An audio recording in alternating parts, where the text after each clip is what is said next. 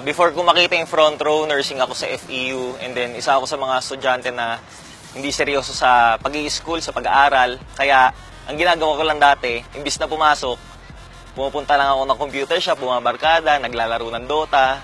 So naisip ko that time, nung na-orient ako, kung magseseryoso lang din pala ako in the future, why not kaya gawin ko siya ngayon, subukan ko yung front row, para at least pag dumating na yung time na kailangan ko ng magseryoso sa buhay, at least nag-enjoy na lang ako.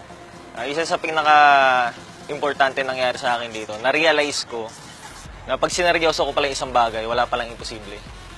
Kasi sa pag-asenso naman sa buhay, hindi naman importante ano background mo, ano pinanggalingan mo before. Ang importante lang naman, gustuhin mo at seryosohin mo. Lahat naman posible. Ang kailangan lang is maniwala ka at seryosohin mo lang. Posible lahat. Sa front row, lahat posible. Since nasusupport ko na yung sarili ko, anytime pwede ko na tapusin yung pag-i-school ko niyan. So, yun ang maganda na nabibigay na blessing ng front row. Ako si Ogie Pasibugan, forever front row.